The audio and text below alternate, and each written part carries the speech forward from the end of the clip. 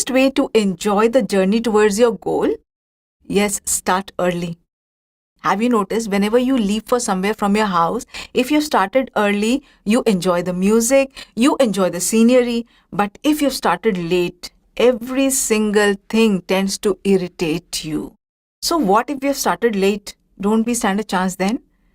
We do. But then you will have to focus only on what the important things are in hierarchy, depending upon the time that is available for you. And wherever you have started, whether you have started early or whether you have started late, your plan should be clear the moment you start. What lectures you are going to see, what books you are going to follow, what MCQs you are going to do has to be clear from the first day. Don't start wandering in the middle of the way. That will not lead you anywhere, no matter how hard the temptation is. Your time is limited. Don't waste it. No matter where you are, start now. So with that, we start with the conditions of the tympanic membrane. Now, the tympanic membrane is the common wall between the external ear and the middle ear. So it can be affected both by conditions of the external ear as well as by conditions of the middle ear. It acts as a window to the middle ear, which means that most of the conditions of the middle ear, just by the appearance of the tympanic membrane, you can get a clue. And yes, since the tympanic membrane, along with a little part of the history, gives us a lot about the diagnosis, many a times the tympanic membrane appearance is asked as a spot diagnosis, which means that a look at the tympanic membrane should tell you what condition you are dealing with. So, which means that we first need to know what a normal tympanic membrane looks like. So let us see, I have already told you that whenever we look at the tympanic membrane, the first thing that we are going to see is which tympanic membrane it is, which ear it is, yes. So we are seeing that this is, yes, pointing towards the left. So this is the left tympanic membrane. Yes, so this is left tympanic membrane. Can you tell me which is the anterior part and which is the posterior part? So whichever side it points towards, that is the anterior part, we know that, and the other is the posterior part. Yes, so now quickly tell me what is this? Yes, the lateral process of Malleus, the handle of Malleus. Yes, this is, yes, the cone of light. Which quadrant can you tell me? Yes, it's the anteroinferior quadrant. And yes, just notice here, yes, not of the tympanic membrane, but something just notice. Can you see this bulge of the external auditory canal? Yes, do we know that in the external auditory canal, there is a narrowing? Yes, what is that narrowing known as? That is the isthmus. And beyond that narrowing, there is a dilatation. Yes, there is a dilatation in the external auditory canal. So here we have the narrowing of the external auditory canal, beyond which is a dilatation. Since we are seeing it so beautifully in this picture, I could not stop myself from telling you that. So can you see this? Beyond this is a area where the pus which comes out from the middle ear can collect, can pool. That is what is known as the anterior meatal recess. Yes, so this is the anterior meatal recess. Meatal recess. Yes. So now we know what the normal tympanic membrane looks like. And can you tell me what the color of the normal tympanic membrane is? Yes, the color is pearly white or pearly gray, which means if you're seeing a pink tympanic membrane, a red tympanic membrane, a blue tympanic membrane, will that be normal? No, it will not be normal. If you're seeing an opaque tympanic membrane, again, is that normal? No, it is not normal. So it is pearly white or pearly gray, along with it is translucent. So yes, just have a look at this picture and tell me what do you think this is?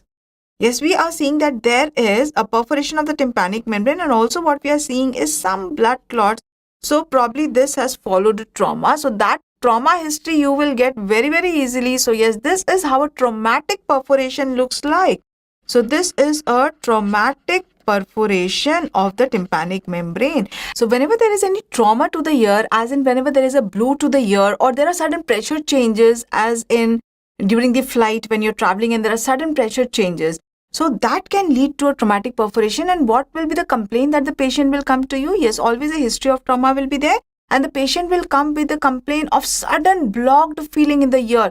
He will tell that suddenly following trauma, there was a blocked feeling of the ear, there might be ringing in the ear, very severe pain, or maybe even blood coming out from the ear. So there will be pain, there can be pain, there can be blocked feeling very, very commonly, blocked ears, There can be ringing in the ears.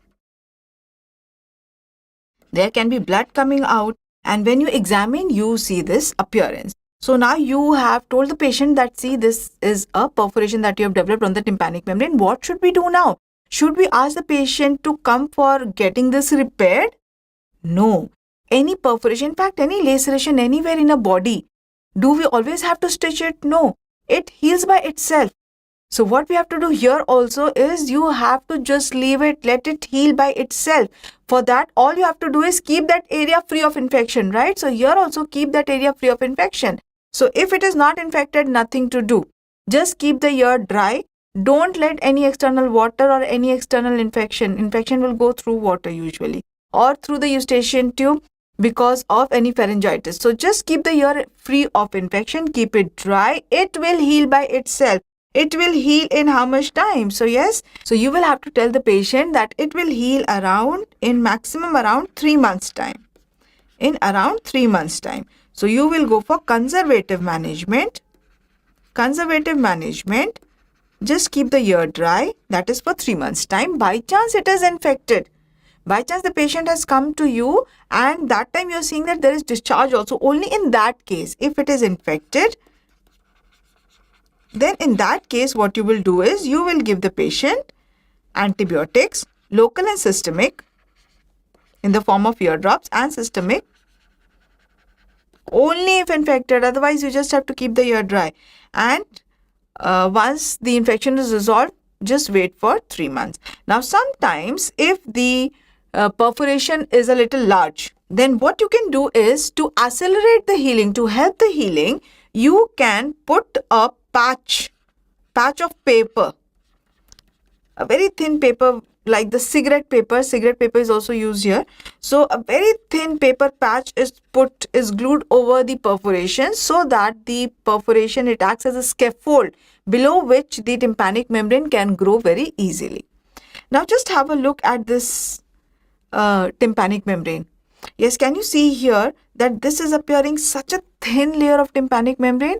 Yes, so this indicates that here there was a perforation which is healed now. So yes, a perforation which heals by itself has how many layers has been a question of your exam. It heals only by 2 layers. So if this is the perforation of the tympanic membrane, the outer layer is the epithelial layer, inner is the mucosal layer, in between is the fibrous layer. We already know that. So when it heals, what happens is that the epithelial layer grows and heals, the endothelial layer grows and heals. The fibrous layer is missing. So that is a question. A tympanic membrane perforation heals by how many layers? Heals by 2 layers. And this is what is known as a paper patch method.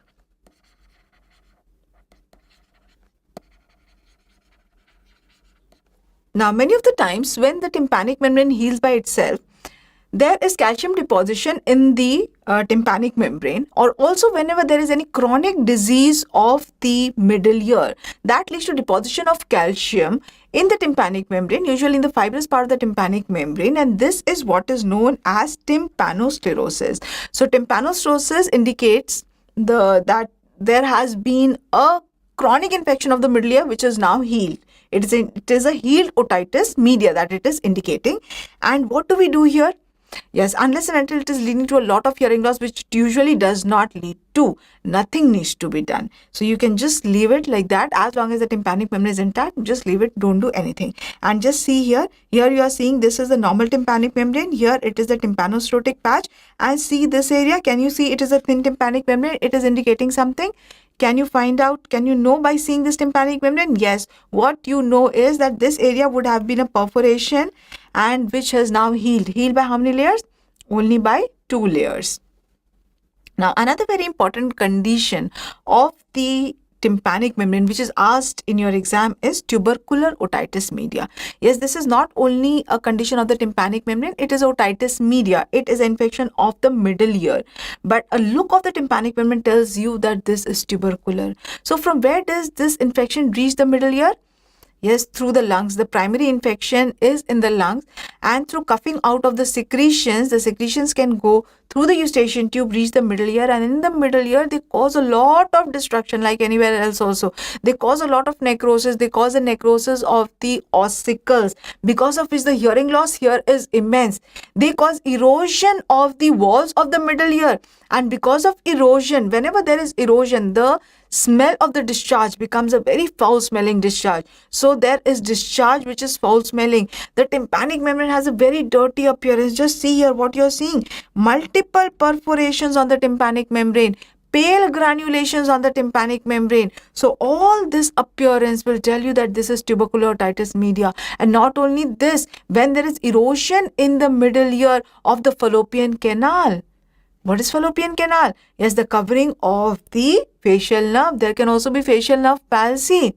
So the presentation is such dramatic here, and all these are asked, all these points are asked in your exam. The ear discharge is very foul smelling.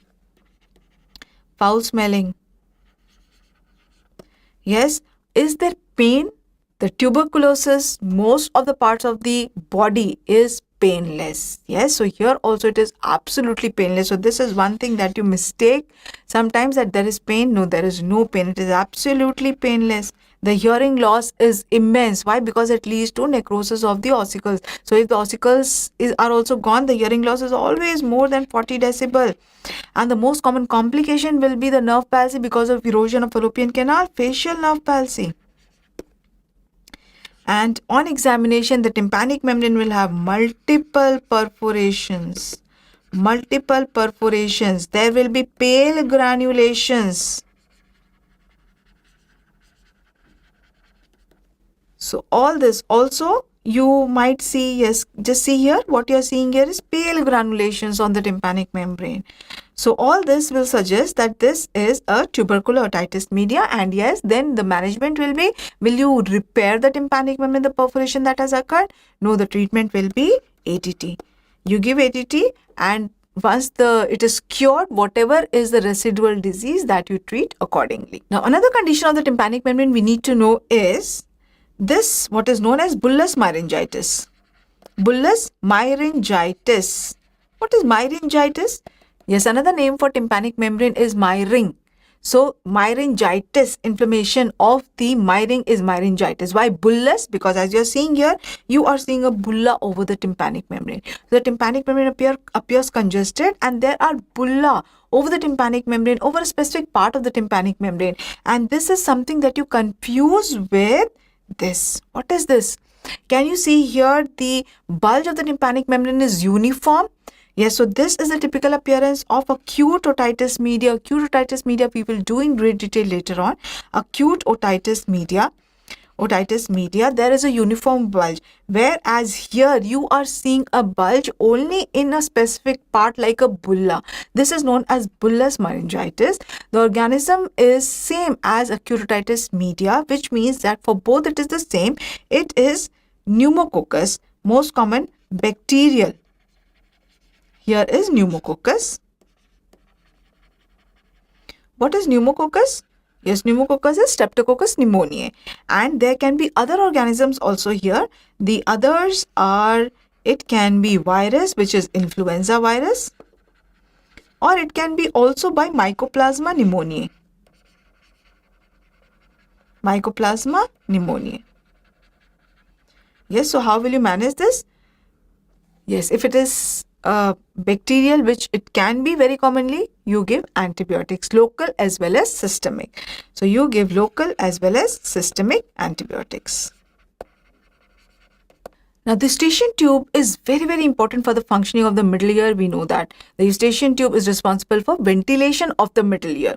So what if the eustachian tube will get blocked? Will we see some changes on the tympanic membrane also? Yes, what will happen if the eustachian tube gets blocked? If the eustachian tube gets blocked, the middle ear pressure will become negative. And when the middle ear pressure becomes negative, if this is blocked, the middle ear pressure will become negative. So when the middle ear pressure will become negative, what will happen? The pressure here will be more. Yes, so the tympanic membrane will get retracted. Which part of the tympanic membrane will get retracted? Will the pars tensa get retracted, or will the pars flaccida get retracted? Both can get retracted. Yes, so either the pars tensa or the pars flaccida, and the look of the tympanic membrane can tell us whether the eustachian tube is blocked or not, and it can also tell us how chronically the eustachian tube is blocked or not. The more chronic the changes is, the more severe the degree of retraction. So according to the severity of the retraction of the tympanic membrane, the tympanic membrane retractions have been graded into various types. That the pars flaccida. The pars flaccida retraction has been graded by TOS, whereas the pars tensa has been graded by SADE. Yes, how we can remember? TOS is the top. TOS, top. So that is the top part of the tympanic membrane. So TOS has given classification for pars flaccida. Pars flaccida retractions. Whereas SADE is very sad because it is down. So it is the pars tensa retraction. Pars tensa retraction. Yes, you have to remember this. This is asked in your exam. So let us first see the SADIS classification. SADIS classification is for pars tensa of a flaccida retraction. Yes, for pars tensa retraction. So what will be the earliest grade? Earliest grade will be just that the tympanic membrane is a little retracted, right? That will be the stage 1. So if the obstruction is more chronic, so now what will happen is the retraction will become deeper, it will become more severe, and it will now go and attach to the incus or the stapes. That will be the grade 2. And next what will happen, if it is more severe, it will go and attach to the more deeper, it will go and it will lie on the promontory. And the last is it will go and get adhered on the promontory, which means that the 3 which is where it is going and touching the promontory, it is just touching it. The mucosa of the promontory is intact. It has not got adhered to it. Whereas when it gets adhered to it, that is what is 4. Now let us see how the tympanic membrane will appear in each of these. So the stage 1, what I told you, is just a little retraction where it is not attaching to the incus. That is stage 1. So what are the changes that you will see in stage 1? And this is the stage that you usually see whenever the patients come to you. They usually most of them come in stage 1. So what are the features of the tympanic membrane which will tell you that this is a retracted tympanic membrane? Yes, again, this is a question of your exam. First, what you see is the appearance of the tympanic membrane. The tympanic membrane is not the bright illuminant tympanic membrane. It appears dull. It appears dull tympanic membrane. Why it appears dull? Because of the cone of light. The cone of light is distorted. Cone of light is distorted. It can even be absent. Can you see here the cone of light? Yes. And because of retraction of the tympanic membrane, because of pulling back of the handle of Malleus, just have a look at the handle of Malleus. The handle of Malleus appears foreshortened. It is retracted, so it appears as if it is short. Yes, so it appears foreshortened. The handle of Malleus appears foreshortened. And because of retraction of the handle of Malleus, what is this? Yes, this is the lateral process of Malleus. The lateral process becomes very prominent. The lateral process becomes prominent. These are very common questions. This should be at your tips for Viva or for your MCQs. And because of the lateral process becoming prominent, what happens is that the malleolar folds, the anterior and malleolar folds, they appear very prominent. They appear sickle shaped. So sickling of malleolar folds.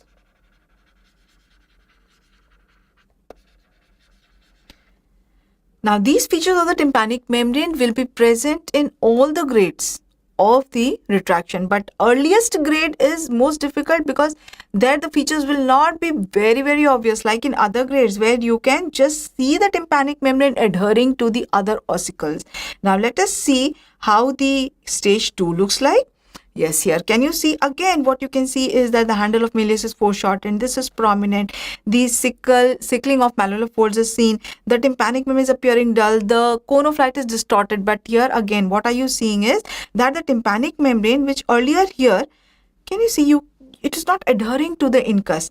Yes, here what you are seeing is it is adhering to the incus. So for For seeing whether it is adhering to the incus or what is that structure that the tympanic membrane is adhering to, you first need to know which tympanic membrane it is. Yes, so which tympanic membrane? This is the right tympanic membrane. Why do I say you need to know which tympanic membrane? Because this is the right and this is the anterior part here, which means this is the posterior part. So if you are seeing incus or if you are seeing oval windows, stapes, all that will be present in which part? Yes, we have seen that very clearly. That is all present in the posterior part of the middle ear cavity. So yes, if you are seeing the tympanic membrane adhering very tightly to something here, this is the long process of the incus, and here is the head of the stapes that you are seeing. So this is stage 2. And what is stage 3? Again, this is the posterior part. We can make out this is the anterior part. We have the cone of light distorted here. Now here what we are seeing is that not only the incus, it has progressed deeper now to go to attach to the promontory. Can you make out that this retraction is going and lying on the promontory? So this is stage 3. And what is the last? The last is that it has got adhered to the mucosa. Just see here, it has got adhered to the mucosa completely of the middle ear. So this is adhesive otitis media. It has completely got adhered. So it is known as adhesive otitis media. Whereas stage 3, where it has gone to lie on the promontory. So if it has gone to lie on the promontory, can you make out? It means that now in the middle ear, no air is available. Ventilation is not there at all. Yes, this will progress later to adhering.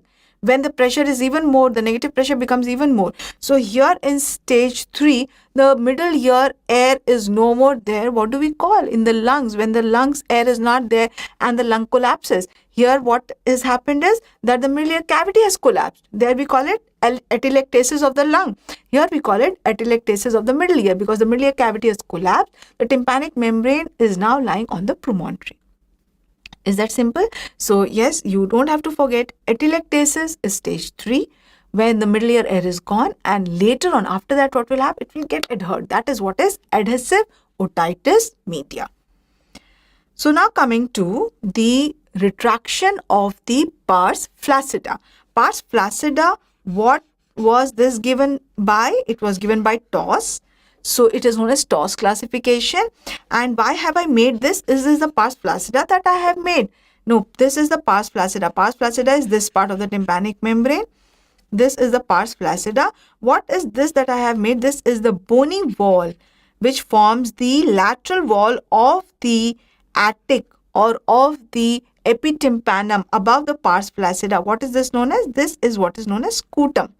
This is scutum. Lateral wall of the epitympanum above the pars flaccida. In the lower part, the lateral wall of epitympanum is formed by the pars flaccida. Above that, it is formed by scutum. So now, what will be the various stages of the pars flaccida according to TOS? We remembered it as top, right? Top. Top is TOS. Top is TOS. So what will be stage 1? Stage 1 will be when the retraction goes just a little here, not adhering to the malleus. We have the neck of malleus just medial to that. So it has just gone a little medially, but it is not adhering to the malleus. That will be 1. Now, if it goes and adheres to the neck of malleus, that is 2. Can you tell me which space it is going into whenever it is going medially? What space of the epitympanum this is? Yes, this space is the Prusak space. Do you remember that? The cavity of the middle ear? Yes, this is the Prusak space.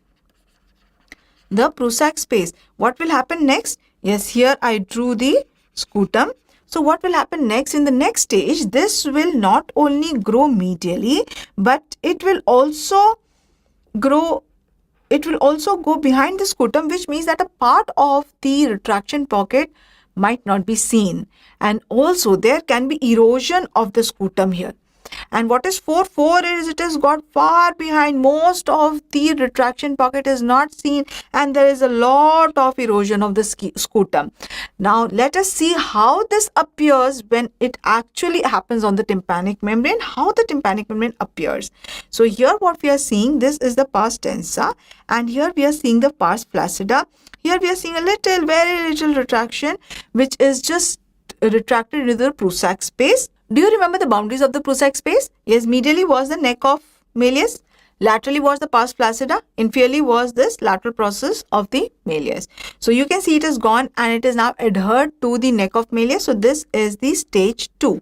It has got adherent to the neck of malleus, but still the full extent of the retraction pocket will be seen. It is not hidden anywhere behind the scrotum. What will be 3? Now this is more chronic. This is one stage further. This is what you're seeing is that maybe you are not able to see the whole of the retraction pocket. Some part you feel is hidden behind the scrotum. And also just see here, the scrotum is supposed to be till here. Yes. So some part of the scrotum is also eroded. So the some part is hidden of the pocket and there can be erosion of the scrotum. This is 3. And what is 4? 4, yes, just see here, 4, there's definite erosion of the scrotum, a lot of erosion of the scrotum, along with you cannot make out where the retraction pocket is heading to. So most of it is hidden. This is stage 4. So if any of the pictures of the tympanic membrane is given to you, will you be able to identify what it is? Yes? Okay, so sit straight, keep your pens down. Very good. Okay, tell me, what is the management of traumatic perforation of the tympanic membrane? Traumatic perforation, what will you do? Will you repair it? No. So, conservative management, just keep the ear dry. Yes, if it is a large perforation, traumatic, can you put a paper patch? Yes. How long does it take usually for a traumatic perforation to heal by itself? Maximum in 3 months' time. And if it heals by itself, it heals by how many layers? Very good, by 2 layers. Tell me the findings of tuberculosis media on the tympanic membrane. On the tympanic membrane. Yes, very good. Quickly, yes. Multiple perforation. Pale granulations. Is it painful or painless? Painless. Is the ear discharge foul smelling? Very, very foul smelling. How much is the hearing loss? Is the ossicular necrosis present? Yes. Can there be a nerve palsy? Which nerve is most commonly involved there? Yes, facial nerve. What's the management? ATT. Tell me what is the grade 3 pars tensa retraction. Pars tensa retraction has been classified by SADE. Pars tensa is down, so it is SAD. It is SADE. SADE is what is stage 3? What is stage 3 known as? Atelectasis. What is stage 4? Adhesive otitis media. Tell me the TOS classification. TOS classification is for, it is for pars flaccida retraction. What is stage 4 retraction? Stage 4 retraction. Stage 4 is when, yes, the visibility of whole of the retraction pocket is not there. Also, there is a lot of definite erosion of the scrotum. What is scrotum? Yes, the lateral attic wall. If a retraction pocket of the pars flaccida goes inside the middle ear, it goes in which space of middle ear? Yes, the Prusac space. What is bullous meningitis caused by which bacteria? Streptococcus pneumoniae. Okay, so that is what you needed to know in the conditions of the tympanic membrane.